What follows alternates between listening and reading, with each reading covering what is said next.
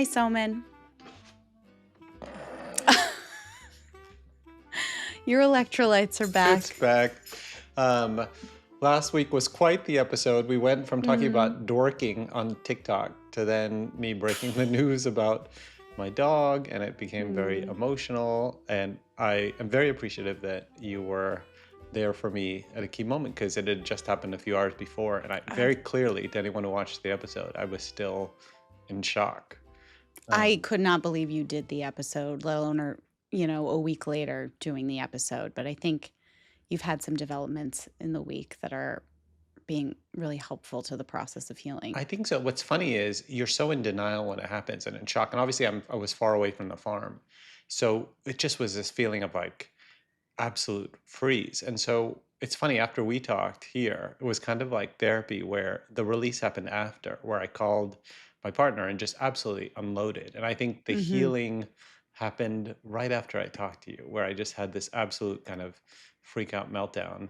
And that's when I knew I was going to be okay. It's in the feeling almost like when you're writing, everyone who writes a diary or a journal or something to get out their emotions knows that when you finally have the meltdown and the freak out is when you finally start to get over something. Not that I can get over this, but what helped was we decided to put our name on a list for Lady's mom was going to have a litter next year. And we thought, let's try to get one of that litter to not replace, but, honor Lady next year. And it turned out that Lady's mom had a puppy available right now. So 12 hours after this happened, we got in a car, drove to Iowa, and picked up Lady's sister, who we named Lola, who is 14 weeks. And now we have Lady's son, Remy, and Lady's sister, Lola. I'll put some pictures up if you're watching this on YouTube that you can watch right now, them playing together. They are fast friends. They are very similar looking to Lady, act like her. I see all the mannerisms and things. So we're grieving, but the memories of her are right there in two living creatures. And just for everyone who's only listening, Lady and her puppies, the puppies that you have now, are Bernese Mountain Dogs. They're giant Bernese Mountain Dogs. And the question I have for you is, we have Lady's son and Lady's sister, and they are the same age, basically, a couple months apart. And in a couple years, can they breed? No. Why? This is not House of the Dragon. But wait, it's the sister. I mean, honestly, I don't know the rules with dogs. I really don't. But I would say no. But the sister had a different dad. So she had the mom. But I would still guess no. I would still guess there's too much overlap. And, purebreds are already pretty inbred. So you're adding another layer of that. Scott says, Soman, I asked Scott this question, and he goes, in farming, there's a very age-old expression that you try it, and when it works, it's called line breeding. And when it doesn't work, it's called inbreeding. Oh. And when it doesn't work, you have this sad creature. Anyway, I feel like this is not a question that we're going to have to answer, because it's very clear that Lady's son... Very glad I'm not in animal husbandry. Well, also, it's very clear that Lady's son and Lady's sister are going to breed whether we like it or not, because they're together 24/7. No, that doesn't mean anything. You also, you could spay and neuter them. I know. Is this me being like city folk? Yes, on the farm, they just kind of run free and do their thing.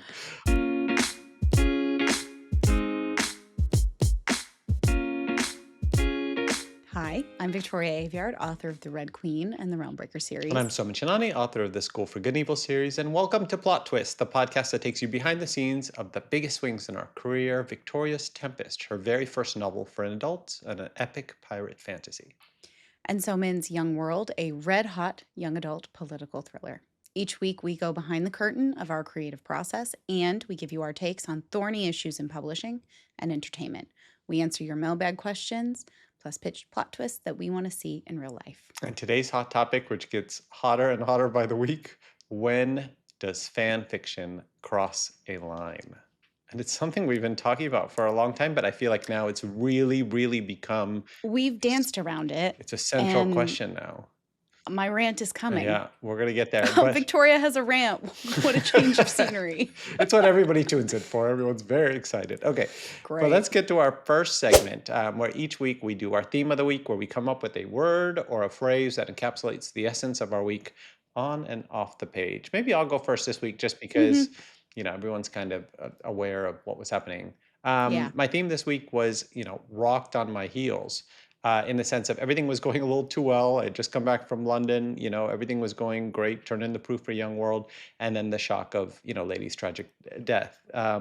What was funny was I was aiming to do a chapter a week of the new fantasy book, and I'd finished chapter 6 3 days early. And I was planning to start chapter 7. And something in me, almost like this feeling of like, don't start yet. Like, you might need the extra Mm, days. And then the next morning, I got the call. But, spooky. the silver lining of the whole thing is I got to spend a lot of time with my partner. And I felt like we were a little bit out of balance in that we were both working a lot. And we drove to get the new puppy. We spent days, training her with Remy. And so there was this kind of beautiful strengthening of our relationship, which I think when you're a writer and you spend so much time alone, sometimes you can just Mm, get a little out of balance in that part of your life.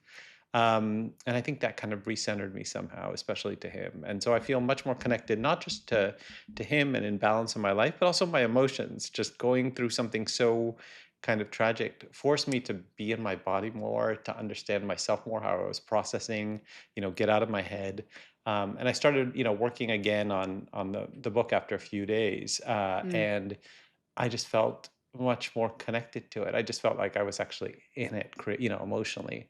Also, it's interesting. My Substack diary, which I write every week, became the way I processed it. I wrote my mm. diary, about it 3 hours after it happened, and there was something in the catharsis of writing about it, talking to you. All these sort of creative outlets that I've had to document my process became an outlet to document my life. And I think without that Substack diary, I think it would have been harder to really get all my thoughts down. So overall, I'm back to work, and I actually feel, not grateful that any of this happened, but I feel like it has centered me back into my human body and emotions in a way that I wouldn't have expected. Yeah, I think that's you're hitting on something that we talk about a little bit, but we're very, very lucky in that our jobs, our livelihoods, the way that we support ourselves is also through something that is intrinsically so important to us at our core, Mm. and that helps us sort of connect to the world, synthesize the world, understand ourselves in the world. It's not just we punch in, we punch out, we Yeah. cash the check, we go home, we turn off our we don't think about the work. It's very, very, very much a part of us in everything that we do, and there are times when the work makes life really, really hard for us, Mm. and there are times when life gets hard and the work makes it a little bit easier. And also the reminder that writing, even though we do it as a job, sometimes Mhm. we just have to do it for our sanity. Yes. Like that diary was, I wasn't going to publish it. I just did it to get everything down and to talk to myself. And ultimately I did because it was days later. But I think sometimes we just have to write for ourselves. We do. We do. What's your theme? And still in that, I'm trying to write for myself while keeping those this is also for your editors, and this is Mm, now in the draft schedule, thoughts at bay, but, my theme is slow is steady and steady is fast. mm, So basically, take your time, don't rush yourself. You'll get to the finish line when mm. you need to get there. I mean, I'm getting there next week. I'm turning it in on time no matter what. Next I'm week. in mhm. This This is for the soon. first set of edits. Okay, okay, okay. I have one more draft. I have one more Okay. editorial like developmental Mm, edit time period. mm, So, I'm okay. mm. I am in that space of like if you don't fix it on this round, it's not the end of the Yes, yes, world. yes, yes, yes. But I'm in the last week and a half-ish of edits, well, week of edits, and just like working steadily towards shaping the draft into what it needs to be, sharpening a character here, layering in a subplot device here, kind of trying to see the macro and the micro at the same time. That's always hard. While also sort of allowing myself to realize there is a tiny bit of a safety net Mm. here in that this is not the final, this is not what's going to copy edits. Even in copy edits, you're like, it can still tweak a Yes, little yes, bit. yes, But yes. right now, I'm making sure everything in the draft makes sense from a story and content perspective. Mm. Does that feel a little bit like kicking the can down the road? Yeah. Is that a problem for future Victoria? Yeah. Will you guys hear from future Victoria in a couple weeks? Probably. But do you feel like, looking back once the book is published, this this section of edits, do you feel like you've done what you wanted to do in terms of getting it where it needs to get? Yes, and the more and more I think about the edits, the more and more I'm in them, the more and more I am seeing ways to make it better Mm. and seeing things that I either missed or that I now have an opportunity to add because I have this extra time and the changes that I've made. And when you're working on it, how much of it is actual like work, like you are making changes, and how much is you kind of like walking around being like, what am I, how do I fix this? You know what I mean? Like kind of figuring out the solution. A little bit, and this is weird. I got my teeth cleaned this morning, Mm. and I did spend a good amount of it while I was trying to ignore, the sensation of blood filling your mouth. Yeah. I was working through stuff in my brain and telling myself because you couldn't write it down in that moment, like, remember this thing you just Yes. realized you want to do. The added element of the teeth cleaning for me, I get my teeth cleaned at my husband's father's periodontal dental office. So not only am I being told by people I know, like, hey, you don't floss Oh enough, no. but my father in law is actively tapping on my teeth and telling me I don't floss Meanwhile, enough. you're trying to like solve your micro issues in your A book. little a little bit, and everyone's so friendly, and you have that moment where you're making conversation while a spike is in your mouth, and you're thinking, "Please don't judge me. It's not my fault. You're poking my gums with metal, and it's gonna bleed. Is there Ev- anyone who doesn't bleed in this chair?" But Everybody has low self-esteem at the dentist. I mean, this is just what I I told feel like I you only become a dentist if you want to like have power over people and tell everybody they suck. Oh my god, the torture of it. But no, I married into a dental family. They all floss. My husband flosses religiously, and I'm just like, "Oh, I try," and then I forget. We got one of those magical water pick things that we're Oh, yeah. obsessed with that just becomes like the Is magic it a thing. replacement for Yes, flossing? Because 'Cause I'm told it's not. it is. It works. Anybody who has one, if you tell me you floss after you use that magic machine that gets you absolutely perfect, then you're just an overachiever and I'm not into you. You But are an overachiever I then. know, and me and Scott firmly believe this thing is the replacement. But the last point I would make is, and I think this is important, is that when you are revising like you are, I don't think that the epiphanies while you're in the dental chair are an accident because I think so much Mhm. of coming up with those things is creating environments where your mind is distracted, so the other part of you can come back and be like, no, actually, there's a Yeah. way to solve this. You know? Another way that I sort of daydream or write in my head through the Mm, work is I take long walks and I listen to music. I have playlists for all of mm, my work. And I find that particularly helpful for like action set pieces. I mm, choreograph to music and it just helps me sort of be in the moment a little bit more and almost creates like a scaffolding because music, a lot of music follows the same structural path mm, as a good scene. mm. Like there's the escalation. So I've always found that super helpful. But then I'm in that catch 22 of I don't want to think about it too much because I don't want to waste the energy and the thought process when I'm not sitting at a keyboard. Yes. Yeah, absolutely. Mm. All useful tips. All right, let's get into our next segment, which is our goals for next week, because clearly both of us are charging ahead. But let's, we're going to set some milestones. But first, we got to see how we did last week. Okay. So tell us how you did last week. Ooh, okay. So last week, my big goal was writing that brand new scene. I did not get to the place where I needed to be Mm, to get there because not because I wasn't on target, but because I went back and realized there were some things I needed to tweak to make sure that scene was coherent and in continuity with things I knew I was going to change or mm, at least layer in. So I'm doing that sharpening up and layering of new stuff mm, before getting into those final additions. So I'm in the back less than a third of the draft and I'm really enjoying it. But I'm also sort of dealing with that moment where you're trying to make sure everything you're adding doesn't feel like a patch on a quilt. yes, yes, yes. You want it to be totally smoothed Yep, back in. yep. And the only way you can do that is by reading it a bunch of Yeah. times. People, if you're not a writer or haven't written a published novel, I think people underestimate how many times we Oh my read the god. book. I mean, hundreds, hundreds. And I definitely in the past have had those moments where you get to the proofs and you read it, but you're just like, this could be wingdings for all I know. I can't even see the words anymore. And I know people who don't even read the proofs. Really, I've heard that too. Is that a myth Mhm. or those? It's not a myth. A mutual friend of We ours have has a been like, mutual I don't want friend who's yeah. and I just looked at him and I thought, who reads the proofs? Like, your maid? Yep. Yep. And, It's like, am I stupid or are you stupid? I feel like I think that a lot with a lot of things. Like, who's the one stressing?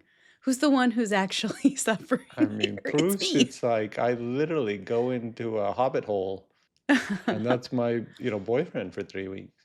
Yeah. All right, Yeah. what else? Otherwise, my goals were just getting through the edits on at the speed I wanted to. I have done that. I'm very happy with that. I do wish I could just kind of lock the doors and let myself sit in this room for 2 days and get like because it could be 2 days of straight work and it Mhm, would be done. mhm. Um, but life Yeah, yeah, life yeah, happens around yeah. us. I don't get to do that. Sometimes I wish I could. Sometimes I'm glad I can't. And then my other goals were like batch some content for TikTok. Kind of did that. I always try to do it when I have makeup on, and then I inevitably forget or I'm late, Mm, and I'm like, oh, I was gonna film 3 TikToks, and now my Uber is here. Whatever. mm. And then another personal win. I hosted a baby shower this past weekend, or I co-hosted a baby shower. I was really nervous about it. Went off without a hitch. Everything was great. That is always a relief. Throwing a party is actually a big deal, Yeah. Yeah. because many things can go wrong. Especially like, a party of importance. It's not just, hey, let's all get together. It's we're celebrating someone becoming a new mom and like a kid and everything. I love the idea of a baby shower just being an absolute shit show. Oh, you would have loved so one of our friends, she did the games and they were really, really fun. But one of the games was like Price is Right, but with baby items. Mm. And they had the Costco version and the expensive version. And I was like, I don't know how much a diaper costs. Is there such a It- thing as a luxury diaper? yes, apparently. Oh my god. I guess they'd get delivered to your door and they were organic and 100% dye free or some Oh my shit. I don't god. know. Tell us about But I'm your sure. I'm sure there's a luxury version of everything. They have a bassinet, this was the thing, that senses when the baby is waking up and starts to rock it. So it goes back to sleep so you don't have to get up and soothe it. what? Yeah. It's just like a It's it's like called a a ro snoo. a robot nanny? Well, no, it's just the bassinet and it'll rock the baby, Oh man. which I very much see the appeal of. Goals for this week. I would like an adult size snoo to rock me when I get We would never leave agitated. it. I mean, we would never leave it. No, return me to the womb. I'm done. Goals for this week. So by this day next week, I think I should have turned back in the draft. So Mm, my goal would be to be done. mm, And when you speak to me next week, come hell or high water. I don't want to say it though. I mean, when you speak to me next week, we'll talk about it. mm, But that's the goal. mm. And this is a pretty hard and fast goal because now we're on the publishing schedule and the really hard timelines. So it's also this coming weekend, my birthday Oh my weekend. god, our birthdays are so close. I know. That's so not surprising, but also kind Well, of shocking. we're in Leo season. Yeah. Like this is my time. Yes, This is yes, when I yes. get to be main character syndrome and it's okay. Mm, But anyway, it's my birthday weekend, so I'm excited. I'm looking forward to getting away just for a short weekend. mm, And then we go to the same hotel every year. We do the same thing. mm. It's very comforting. And I'm just looking forward to getting a massage. And then my agent is back from vacation. So as much as I say it every week, this is Every the week when week. I'm going to say, hey, Susie, now that we know when things are going to be out of my hands with Tempest, what am I going to put into my hands Mm. when it's gone? All right. Well, we'll check in next week Big to see goals. how all those went. Yeah. Um, I would assume your goals for last week, I would hope you gave yourself a break on every single one of well, them. it happened on a Thursday, so it's Yeah. like I started. I the week was going well. My first goal was 3,000 words of part two of the fantasy book. I got 2,000, then derailed.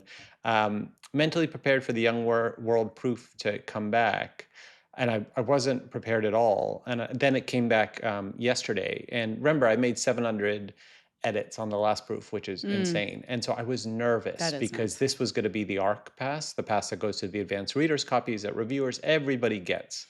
And to have 700 edits going into that leaves that in a precarious position. And I got the new pass that's going to be that galley version, and it looked great. Like they really got everything that I wanted. So that was such a relief. Like, okay, we almost are there. Like that, Yes. like now I start to be like, oh wait, this is freaking the book.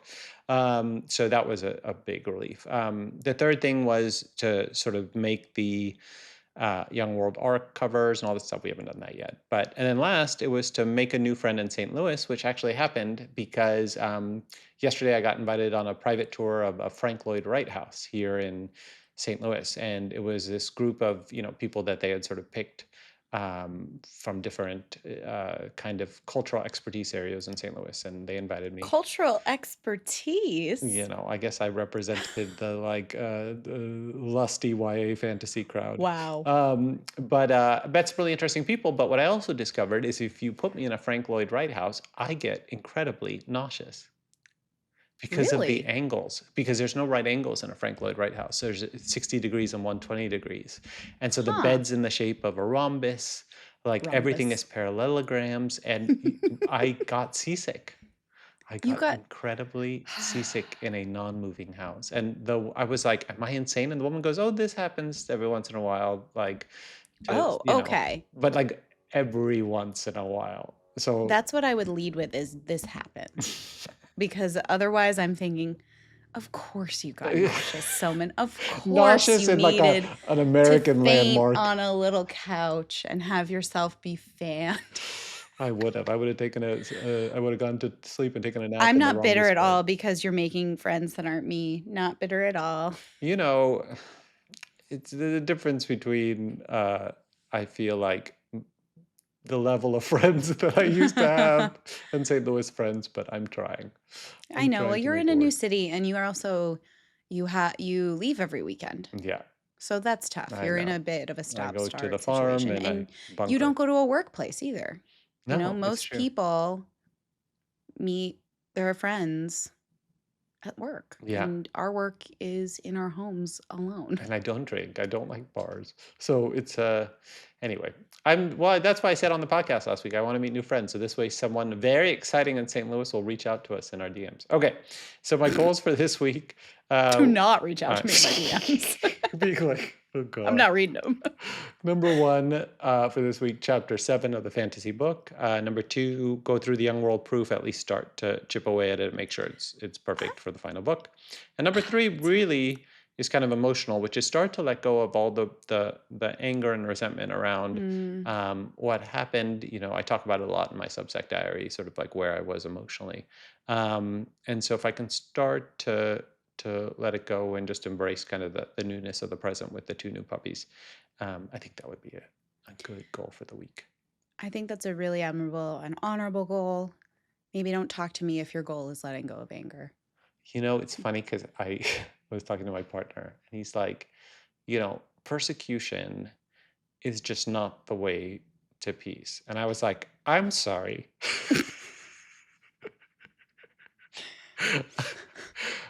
Everything I've learned in Who my said life, we wanted I was peace? like, persecution to me brings me great peace.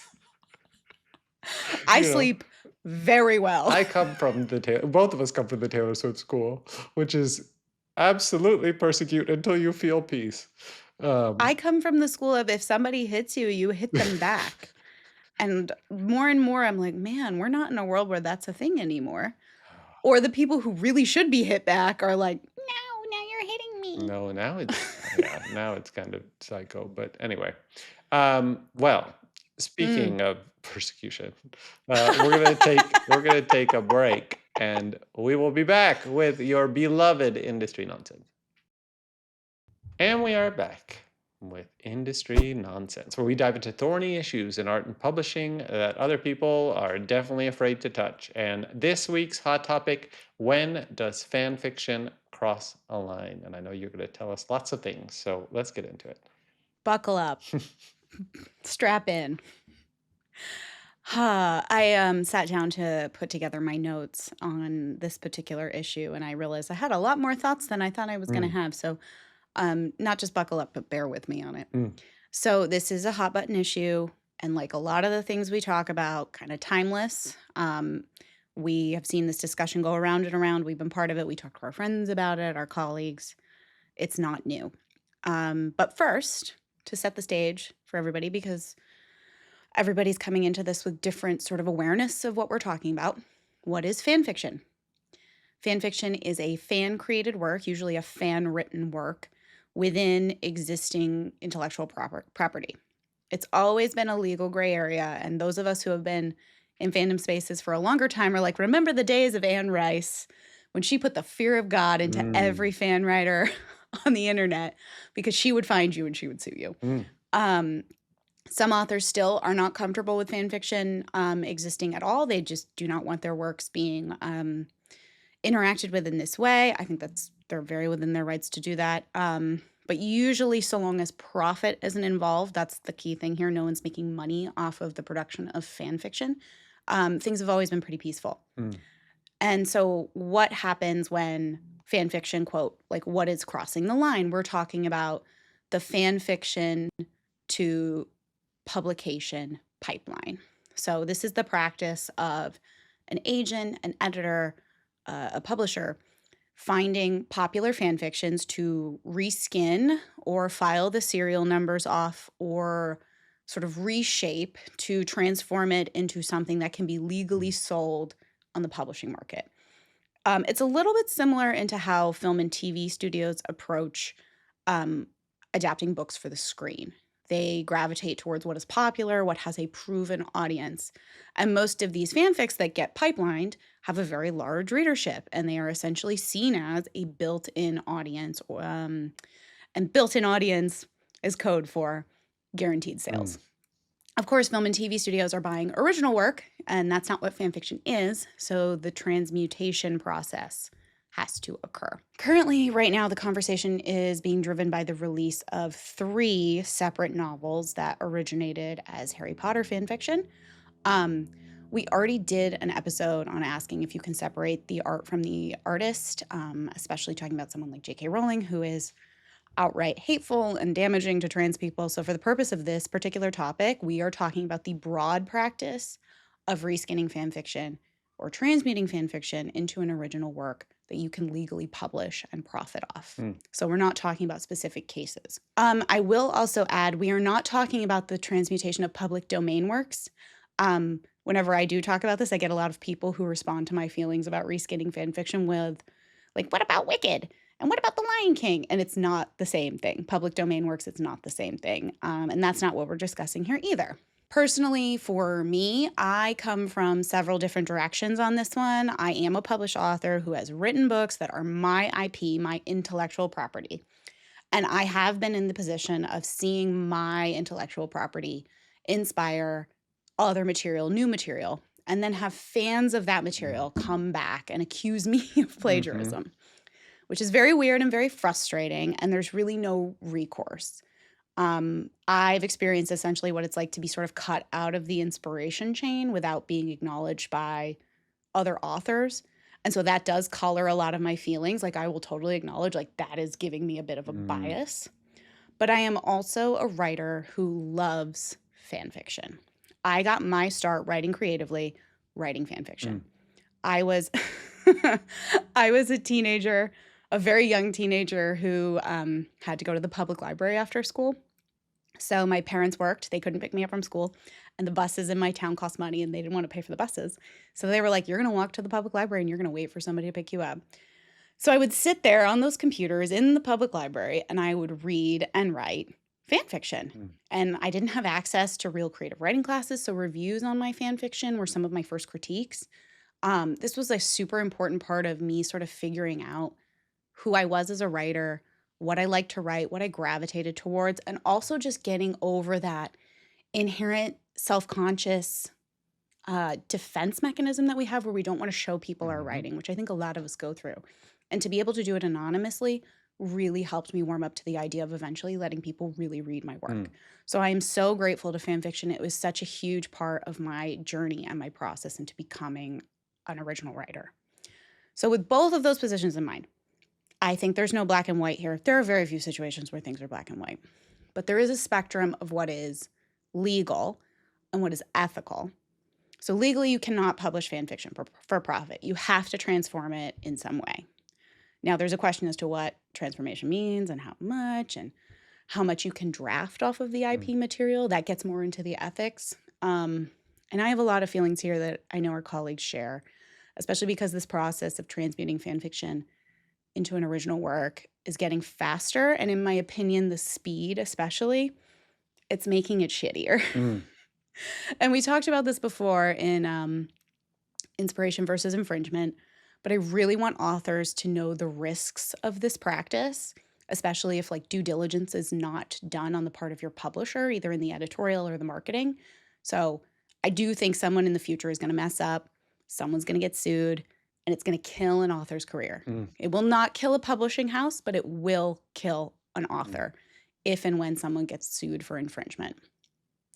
I also, again, worry about this accelerated process of transmuting fan fiction. We have, there are agents now who will search fanfic websites looking for the most popular pieces, reaching out to rep those authors to turn around and reskin the work for publication.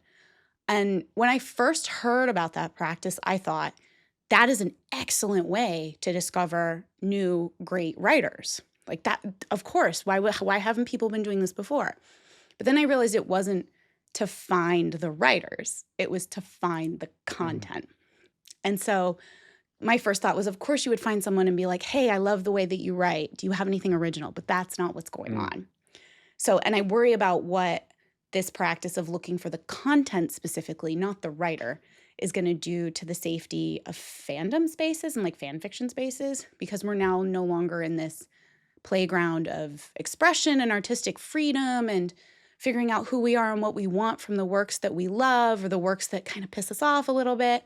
We're in a marketplace and money is involved and profit is involved and advertising is involved. Like, I guess now there's, people make Instagram accounts for their fan fiction and they advertise, chapters coming out. And maybe that's part of the game. And maybe I'm naive, but I think about 13-year-old me publishing Narnia fan fiction at the public Mm. library. And I worry about if there's a space for me there anymore. I got to have this great experience that shaped me 20 years ago. And I don't know if a 13-year-old today gets that same Mm. space. So I wonder if fan fiction will survive if someone does sue, Mm. if legal boundaries are very sharply drawn. And is this like how we lose fan fiction entirely? Mm. I do know a lot of people would argue that there's no original work that can be transmuted from fan fiction. I don't agree with that. I do think it depends on like the source work, the fan fiction that was written, and if it already exists beyond the IP in that original document. So, like, say what you will about 50 Shades of Grey, but even the fan fiction had already wiped out a lot of the hallmarks of Twilight. They weren't vampires. Like, there was already a separation and a distinction and an intention Mm. beyond the intentions of the IP. But some fanfic, and I'm thinking about myself and like all the times I just wrote like a girl into Mm. the Fellowship of the Ring and followed the storyline. That can't be unbraided. Like, you cannot reskin that. So it's the structure, it's the characters, it's the world, it's the magic. If all of that is still core to the fanfic, I don't know how you can scrub it. I don't know an Mm. author thinks scrubbing it and moving some things around like allows them to claim that it's now original. Like, legally you might slide, but ethically, I personally would be really embarrassed to do that and then go sit on panels and talk about like my world building Mhm. or like my craft. That would just feel so intellectually dishonest. But my line when it comes to IP is that the IP cannot be the structure, it cannot be the soul of the derived work. It cannot be shaping the reader's view of the work either, but it can be the springboard. And that springboard has to launch you into something new and something you. Personally, I wrote Realmbreaker, my second fantasy series, because I loved Lord of the Rings so much and I wanted so much more from it. I wanted more room for myself in it. So I wrote a trilogy that has a pseudo version of the Fellowship, and I kill them all off in the prologue and I ran with what that becomes next. I do echo the fears of a lot of my fellow authors. It does seem that we are constantly assaulted by threats to our livelihood and our ownership of our work. And it's from, generative AI, plagiarism, someone writing fan fiction of our work and reskinning it for the open market. This idea of this fan fiction pipeline, that there's no responsibility to get consent from the derived artist. There's no guarantee that the work is going to be done to make the derived work stand on its own. And then there's zero obligation to compensate or even credit the original artist. It bothers me a lot. And I really, my first thought is right now, the IP that's being reskinned is from a billion-dollar franchise like Harry Potter or Star Wars. But what happens when it's not from a billion-dollar Mm. franchise? What happens when it's a working writer without a corporation behind them? And I think I cannot remember who I was talking to when we talked about this, but they had mentioned things right now feel like a smash grab. Mm. It feels like people are just trying to grab whatever they can and run with it. And I kind of understand the instinct to do that because I think we're all looking at I don't know where our jobs are going to be in 5 years if they're going to still exist in this Mm. same way. So I have to do everything I can now and get as much as I can now Mm. because I don't know if this is going to continue. Mm. Oh my God. I So know, sorry. everything is so I'm like out of beautifully, breath. no, but so beautifully expressed. I mean, like absolutely wrenching stuff because it's all so smart. And also I've seen so much of it happen to you. Like I got the chills when you said there are times where There are you've been times. accused of plagiarizing people who clearly have been inspired by your work and written almost their own reskin If kind of I had fan a fiction. nickel for every time it happened, I'd have 2 nickels, but that's still And weird. it's totally, totally wild when it happens. And that, in a way, almost became the canary in the coal mine for all this stuff, that's happening now because that happened a while ago. Let me, because you expressed everything so beautifully, let me push one element even further to a Oof. dystopia, Great. That's what and we get need. your thoughts on it, which is, my concern, everything you're talking about, underneath it, the undercurrent is saying we're heading towards a future where IP actually doesn't mean anything. And Jack Dorsey and Elon Musk actually say this outright, which is end Boo. copyright, end IP laws. The argument being, well, no IP, no one owns anything, none of their ideas. So that'll get rid Easy of. to say when you're a Yeah, billionaire. because their argument is that'll get rid of gatekeepers like publishers and movie studios and people profiting off creators' work, and creators can get paid directly. And then my obvious question to that is by who? Because if there's no IP law and I publish a work that is loved by the public, let's say, nothing is stopping anyone from taking that work and ChatGPTing future chapters or sequels or pirating or writing their own version that even tweaks just a few words. And if they're younger and hotter, and take their clothes off in videos promoting it and they're offering the same product, then they can do OnlyFans and steal my work at the same time. So, I mean, have you seen the AI generated videos of like tons of YA and fantasy novels that are all Absolutely. over But TikTok? let's say someone just said, "Oh, I did a sequel to The School for Good and Evil," and you get videos of me like reading it in Ugh. a bikini or like in booty shorts. So like there's Not there's the a booty future shorts. where like the IP can belong to anyone, and then you're screwed. So it Yeah. sounds fanciful and impossible, this idea of end IP law, but the spirit, we're seeing it. So these rich corporations and tech gods want all creative ownership to be dissolved so they can be the sole profiteers of our artistic creativity. So let's say a young Soman writes School for Good and Evil, or young Victoria writes Red Queen. Without protections, an AI model can then train on it for the next time someone asks for an idea for a story, and that might pop up just as the story they can steal. A movie studio could then generate a script off it and make an AI movie, but before you even finish it, like before you even you know what I mean? They can make an AI movie in 2 seconds.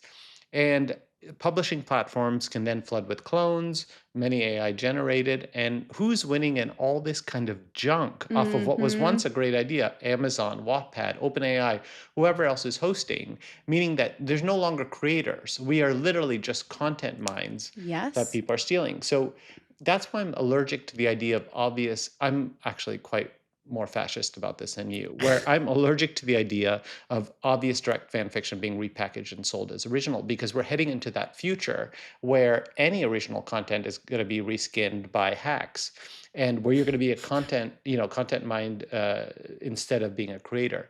So the weird paradox is I think this actually makes you quite paranoid as a creator, where you want to be super secretive about your work, Mhm. which I was already. But I also, as we have talked about in previous episodes, know that exposing the process and being transparent is the only antidote to Yeah. AI. So showing the process is how you convince people to actually be engaged in your work and to understand the artisanal value of it. So how do you protect your IP, still show your process and not get burned along the way? And that's really what we're trying to do here with Be Tempest and Young World. independently wealthy. We're trying to do that here. I mean, we're trying That's to what it do is, it. though. That's what the smash grab is we're seeing, and I feel the same pressure myself, is like, just build your fortress and build your castle so that when the time comes, you can batten down the hatches and maybe survive whatever is coming next, because we're repeatedly being told and shown, like, you are not a person, you are a tool, and you are only good as what you produce. And now what you produce can be replicated, and maybe it's not 100% as good as yours, but it's 85. Yeah, and the other Bees are great for a lot of people. well, here's what's interesting with Young World, and this is why I think it'll be an interesting test case, is that I'm kind of inventing a format and a genre that doesn't Mm. exist. No other book uses this kind of mixed media approach, so that the publisher and I have really had to create all new workflows for this book to exist. So I'll be curious once it's out how quickly AI scrapes and picks up the format so that it's able to generate it for other people now that it exists, you know? The last thing I would say, and I'm curious about this case for you, is there's a particular SG fanfic writer, you know, who I have heard of from others, where the essence of the books are used for very long fan fictions, but they're titled something else, and then the minions in the comments declare that it's what, you know, School for Good and Evil should have been, and it's the real series. So, which I'm convinced are just fake accounts made by the creator, but it still sits poorly with me. The idea that you cannot generate your own material and are still, no matter how much you reskin it, you're building the spiritual foundation. You're building off the spiritual foundation of something that was essentially created from my life and unconscious and all those Mhm. things, and then still claim it's original. You know, the world comes from my unconscious, from my life, my experience. It can inspire your own world, but you can't build your own house and family in my world, change some names, and then revel in your own genius. You know, Bethany in Real Housewives of New York directly Yes. calls this cheater brands. When Sonia Morgan made Tipsy Girl to mimic Oh, Bethany's Skinny Girl and, you know, rip off her success. And that's what I see when I see repackaged fan fiction. I don't care how good it is, how much people love it, how original it claims to be. I see a cheater brand. I don't we're gonna have to do a bonus episode where you and I get just break down the biggest cultural moments from all of the Real Housewives franchises. I Oh, think that would be really fun. But to you, I totally agree with this cheater brand thought process. What happens when the cheater brand gets bigger than the brand? yeah. That's interesting. Yep. And then I think coming back to, you can do it legally. Ethically, it might not be great. I think there is a level of, if you're going to do it and you're going to own that it was fan fiction, you got to really own it Mm, and understand, like, there are people who are going to have feelings about this. There are people who are going to immediately reject what you're mm. doing. And you're choosing to be okay with that, to turn this thing out for the readers who are already with you. Fair. Publish the book, cash the check, let's keep going. But I don't think anyone can be surprised when someone's like, that doesn't sit right with me. Let me ask you two questions. One is about, and related to the same thing, which is not necessarily fan fiction, but fiction about real life figures. So, like After, about Harry Ooh. Styles, or remember when someone wrote that very sexy Taylor Swift, Travis Kelsey football erotica, and it Yes. got booed off I the never internet? read it. I just remember the cover and being like, "Oh, girl, you're gonna get And sued." well, she got basically booed off the internet by the Swifties and had to remove Interesting. it and everything like that. So I was Interesting. So curious. that's more fandom dependent, though, because there are plenty of fandoms who would not boo that shit out. They'd be like, Interesting. "Here's my credit card." Where real life people, where you could write a fiction about real life people. Um, I don't know. I don't, again, I don't know the ethics. I don't know the Yeah, law. I know personally, like, it's a little tricky. it's tricky. I'm all for historical references. I'm all Yeah, for yeah. historical flavor. Um, I don't know. That's just it's not something that's ever appealed to me. So, but so I don't understand it. So Yeah. I think it's just hard for me to say whether or not. I don't Well, know. it also, I think there's something in it where, you know, when you write a fan fiction about something that already exists or somebody that already exists, it's just easier to tap into people's visual imagination because they all share Right. what that Oh, is, you yeah, know? and that's the same as, like, fan casting too. Yeah. So there are definitely layers, and, again, we come back to someone saying, "Well, if you don't support publishing of fan fiction, then you're saying that no one can get inspiration for anywhere." That's not what it is, and Mm, we know that, and we're not gonna be obtuse about mm. it. Everybody's building off of something, but you're hoping to bring something new to it, and you're hoping to bring something you to it. And I think we're seeing if that actually is going to be a real practice. We shall see. But maybe we'll Uh, leave it there. we Everyone's could going to keep have thoughts. going. We could go on this for I two want to hear weeks. your more stringent thoughts on this.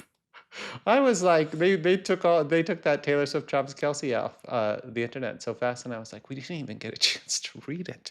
I, I definitely think the J.D. Vance couch romance novel stuck around quite a bit Oh, longer. that deserves to be number one. We will be That's back. fan fiction we support. We will be back with some of your mailbag questions in a second. And we are back with Reader Mailbag, where we answer two of our favorite questions from the week. Our mailbag is full, but we still managed to find a way to select two questions. Starting with number one from Elizabeth. How imperative is it to have a big social media presence before your debut goes on submission? And I'm going to defer entirely to you on this one because I just think men have a different standard here. We're just not True. judged the same way. True. So, as a man, I'm going to say the book stands on its own. You don't need a social media presence, but I know that's wrong. Oh, to be a man. I do think it is important to acknowledge that both you and I started more than 10 years ago, Mm, and the landscape was very different mm, just in terms of even what social media platforms we were using. mm, So I could be extremely off base. But from what I hear from, and again, we're only talking about traditional publishing. We don't work in indie publishing. Social media and indie publishing is very, very different, and a huge factor. A lot of indie authors do an incredible amount of work on social media to get their books out there. On the trad side, I don't think a lack of social media presence will harm a good book, especially on a trad pub submission. mm, So, like, you're submitting to the publishers through an agent. A big presence will probably push a mediocre or maybe even bad book over the line. I mm. mean, that's essentially the new version of a celebrity memoir. Maybe. But if your book is stellar, no one is going to turn you away because you don't have enough followers. Anyone who says, "Oh, they said they wanted my book, but I didn't have enough followers," they're feeding you bullshit. Mhm. They're feeding you bullshit, or they're trying to blame it on something else that isn't the writing. I do understand the very awful torture that is thinking you can somehow control the uncontrollable through building a social media platform, because that doesn't go away once you get a book deal. We all feel that, like, oh, Mhm. if I just make this one video and this goes viral and then it will snowball. We all think that every single Mm. day. And don't get me wrong, platforms do have value, but I think this long before publication, it shouldn't be front of mind, Mm. at least not in the way we think about with like gaining followers and deep diving on your insights. It's great to build community. I will say, using social media to build community, especially now when you're in a really frustrating and isolating time, I encourage you to do that and pursue friends who are in the writer space, who are either going through the trenches with you or have gone through them before. So I feel like that's more where the importance is finding your community versus trying to just build a platform so you can say, hey, look at this number. That's yeah. I think you're 100% right, which is kind of do what feels good to you rather Yes. than what feels like you should be doing, you And know? be genuine Mhm. too. I think if you don't enjoy social media, it's going to show, and you're probably going to be pretty bad at it. If you enjoy it, or if you find like a niche way of using it that you enjoy, great. I've actually been seeing a lot of author accounts that aren't so much video based, but they're more like meme accounts. And I Mm, really love those. mm. And I think that's fun and super great, and a really interesting way to like get your personality across. Awesome. Second question from Kiara. Are you a pantser or a plotter? Are you a combo of both or something else entirely? Do you think being a hobby author or career author predisposes you to either process? And this is fun because we've talked about this on panels. Like we Hmm. could not be more opposite. I'm 100% a pantser. I don't know how you function. I don't have we did The elves. yeah, we tried to do a collector's edition of School for Evil where I'd publish they wanted my archives or something to fill like 30 pages. And I was like, I have nothing. They're like, what about your notes? I was like, no notes. They're like, you didn't write, you didn't draw a map. I was like, nothing. For 10 years, I did not have a single outside document other than the book I was working in. That's So bizarre. it's totally crazy. The joy is in being surprised as I go. And I really trust the magic elves Mm. to do the work, and given how complex and School for Evil had over 160 characters and still it all the structure and everything works. So I just kind of, follow the flow and then do tons of revision. I read about this extensively in my Substack, and I'm sure we'll do a whole episode on revision. But um, the way I do revision, I wouldn't wish on anyone because I literally rebuild the book. Oof. So everybody has their process. I think writing is a little bit like breathing. We all do it in our own kind of weird, funky way. And Everybody breathes the same, Solomon. no, that's not true. So There's like heavy breathers. There's like little light, like the function is still the same. That was the worst metaphor you could have chosen. I'm writing sorry. is like Your running. dog died and I'm really giving you shit. It's fine. She would have, you know what? She was a strange breather, so she would have understood. But you are a plotter. Oh man. I would love to see an Inside Out, the movie with the little emotions that run inside the girl's brain, but I want to see inside your brain. It's very calm. No, it's not. I had a woman tell me this week, she's like, "You have an aura of peace and calm," and I was like, "You're You're full of shit, lady. blind, like you're aura You better- blind, whatever the word is for someone who can't read auras." You better tune that aura up. You better go back to the crystal shop, ma'am. Charge up. 100%. But yeah, so you're a pantser. I feel like I become more of a plotter with every single book I write. And I've used this metaphor before, but they say plotter and pantser. The other one is architects and gardeners. And architects have the floor plan, and gardeners have a seed. I actually, for as much as I plan, I like to think of myself as a gardener who plants tomatoes. So I have my stick in the ground. I know where the story's going. I know the linear structure. I know the path. And then the plant grows along that path. So there are little things that offshoot that are new discoveries. But Tempest specifically required such a detailed synopsis when I sold it on proposal. It was like 12 pages long. But my version of plotting is very, very focused on the framework of the story, not so much the character development, because the characters develop as I'm writing them. But I know the act breaks. I know where the big beats are. I love formula and story structure so much. I absolutely have to know where the story starts and where the story ends. And I have my wiggle room in between. It's fun. I wish there was a way to time lapse our entire process because people would be so shocked at how different it looks. They just see our faces age. Yeah. And all Like your someone- files and spreadsheets and notes and just my one little document. This is why I like Scrivener, because I can keep it all in one window. And then when I go to edits, I have to leave Scrivener behind. And I feel like I'm on the deck of an immigrant ship waving at the homeland, wishing I was staying. This is hilarious because I opened Scrivener because everyone's like, use Scrivener. I opened it and it just had, and I was like, I don't need any of this. I use maybe 10% of like the full force of Scrivener. But it's really just the organization that I like. Yeah. Well, if you have a question that you would like us to answer, send it to our reader mailbag at mail@plottwistpod.net, PLOTTWISTPOD.net. And for our last segment, plot twists that we want in the real world this week. I have a plot twist that Victoria doesn't even know about because I'm going to announce it here because I think it's a plot twist and it's going to be one of our very few plot twists that actually comes true, even though I still think my wanting to play Evita will happen. It won't. But the plot twist for this week is I think for the next few weeks, we should add a final segment in Lady's Memory called Pup Twist, where we'd like to know about your canine riding companion and we want to see a picture of them and, your dog that we can feature on upcoming episodes and show what gives you peace when you're writing and creating. So you're going to email us your dog's name. You're going to send us a picture of them and tell us something about how they make your writing life easier. And you're going to send that to mail@plottwistpod.net and we'll feature it on our next episode and obviously on YouTube so people can see your dog. I love this twist. That is so fun. I can't wait to meet all these pups. I mean, I do think we should expand to all animals, just to be fair. Do we have to include cats? Extra points for the most unique animal, though.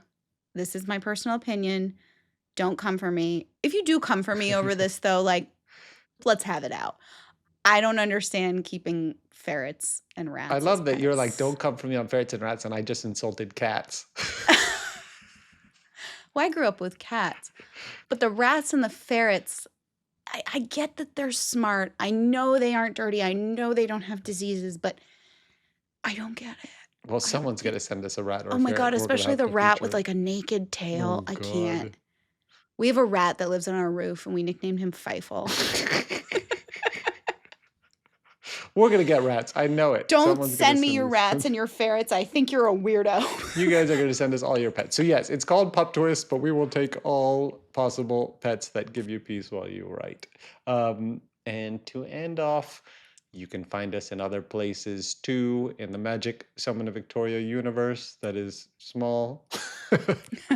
And you can find me on Substack, Diary of a Novel, and you can read my really emotional tribute to Lady the Bernese Mountain It's Dog very there. good. And on Instagram at Somancy. How about you, Victoria? You can find me on TikTok, Instagram, Substack, and Threads no longer. I'm done with Threads. What do you mean you're done?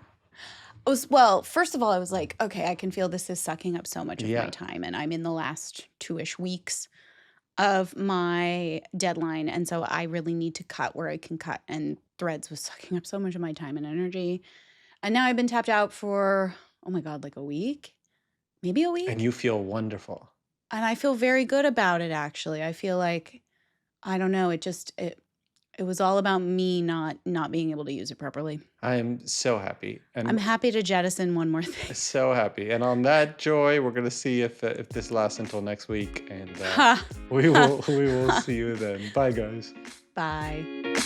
Plot Twist is hosted by Victoria Aveyard and Soman Chainani. It's produced and edited by Liam Billingham. Our logos, art, and graphics are by Michael Blank. The music is by Thieves and Louis Adrian. Production support from June Sekia. If you enjoyed this podcast, please subscribe to Plot Twist wherever you listen to podcasts and drop us a review to let us know how we're doing. See you next Thursday.